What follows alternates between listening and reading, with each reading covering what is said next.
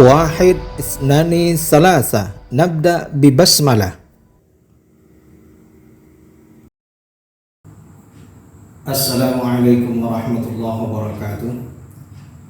Para pecinta channel pengetahuan kita, pada kesempatan kali ini kita akan belajar bahasa Arab dengan tema pembahasan kata hadza dan dzalika. Hadza dan dzalika. Kata hadza dan dzalika ini merupakan kata petunjuk atau kata penunjuk. Kalau dalam bahasa Arab sering disebut istilah ismul isyarah, kata benda penunjuk atau isim isyarah. Hadza itu digunakan untuk menunjuk benda yang dekat. Kalau dzalika itu digunakan untuk menunjuk benda yang jauh. Umpamanya kita ambil contoh kata atau kalimat, misalnya saja kitabun, atau kalimat yang lain qalamun,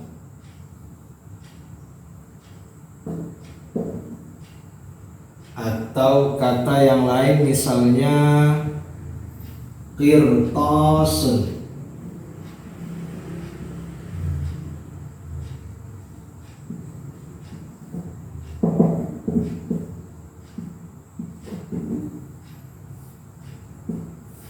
Nah, ketiga kata ini, kitabun, qalamun, qirtasun, yang kita ambil dari kosakata atau benda-benda yang ada di sekitar kita, kemudian kita tunjuk benda tersebut.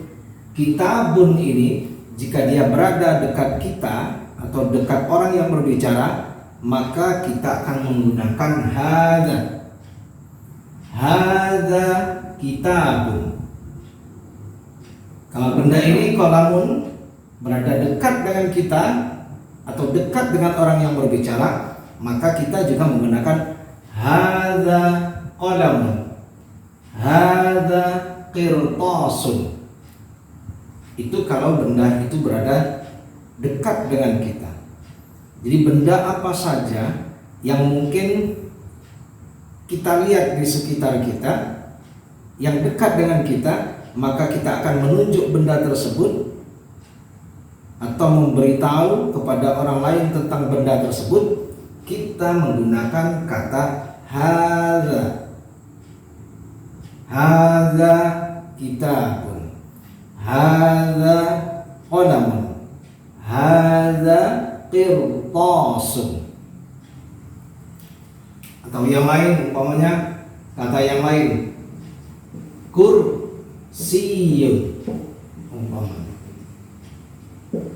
Atau kata yang lain maktabun.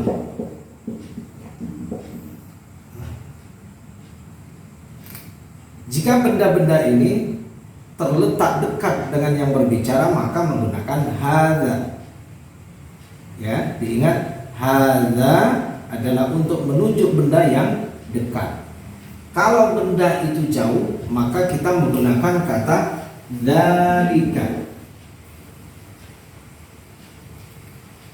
Jadi kalau umpamanya benda jauh dari kita, kita akan menunjuk yang jauh, maka kita akan sebut dzalika kitabun, dzalika qalamun, dzalika qirtasun, dzalika kursiyun, dzalika maktabun. Atau orang, umpamanya nama orang, misalnya Umar,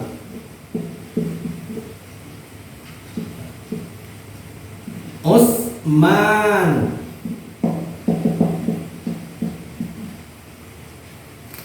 Kalau seorang yang bernama Umar berada dekat dengan kita, maka kita menggunakan hadza Umar, hadza Utsman.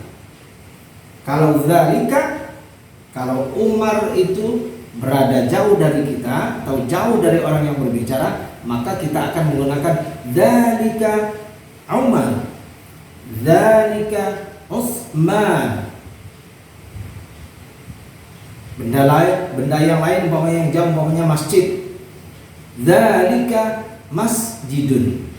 Kalau masjid itu dekat, hadza masjidun, hadza masjidun.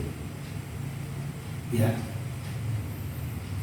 hadza digunakan untuk menunjuk benda yang dekat, dan zalika digunakan untuk menunjuk benda yang jauh. Itu yang pertama.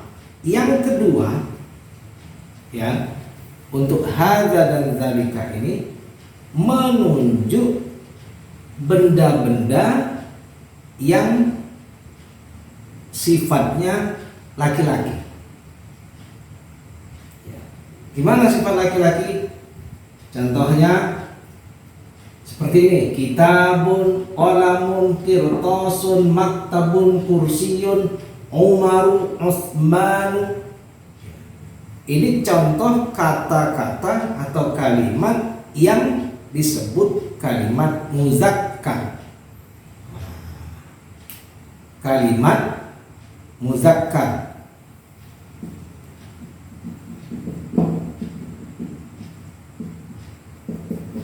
Muzakkarun. Ya. Muzakkarun itu kata yang menyatakan laki-laki. Ya, kata benda laki-laki. Kalau kata benda perempuan itu namanya mu'annatsun. Mu'annatsun. Nah, untuk kata benda perempuan itu dia mempunyai ciri. Ciri di belakangnya ada tak. Ya, ada tak seperti ini. Contohnya madrasatun, miknasatun, dan lain sebagainya. Itu kita bahas pada pertemuan yang akan datang. Jadi benda-benda yang mempunyai tak, marbuton namanya, itu disebut benda mu'annas atau benda perempuan. Nah, khusus untuk hadza dan zalika ini kita gunakan untuk benda-benda yang bukan mu'annas, tapi yang kita gunakan adalah benda muzakkar. Benda muzakkar itu adalah benda yang mempunyai sifat laki-laki. Sifat laki-laki. Kalau dia jatuh pada nama orang, ya nama orang yang orang laki-laki. Umaru, Utsmanu, Imranu, Musa, Muhammadun, Aliyan, dan sebagainya. Jadi kalau kita menggunakan hadza dan zalika, itu kita gunakan untuk benda-benda yang mempunyai sifat laki-laki. Hadza untuk dekat, zalika untuk jauh. Ya. Hadza kitabun, hadza Muhammadun, zalika kitabun, zalika Muhammadun. Jadi itu intinya, hadza dan zalika digunakan untuk kata penunjuk, hadza untuk menunjuk benda yang dekat, zalika untuk menunjuk benda yang jauh. Yang kedua adalah hadza dan zalika digunakan untuk menunjuk benda-benda yang mempunyai sifat laki-laki, baik kata bendanya maupun nama orang, itu kita menggunakan yang muzakkar. Mudzakkar itu laki-laki, menggunakan hadza dan dzalika. Baik, untuk kesempatan pertama ini kita cukupkan dulu, nanti kita sambung pada pertemuan yang akan datang. Ingat, nanti akan kita cantumkan seluruh makna arti dari apa yang kita bahas pada setiap pembahasan di akhir video. Maka lihat di akhir video nanti makna atau arti dari kosakata yang sudah kita pelajari pada setiap awal video. Terima kasih, semoga bermanfaat. Wassalamualaikum warahmatullahi wabarakatuh.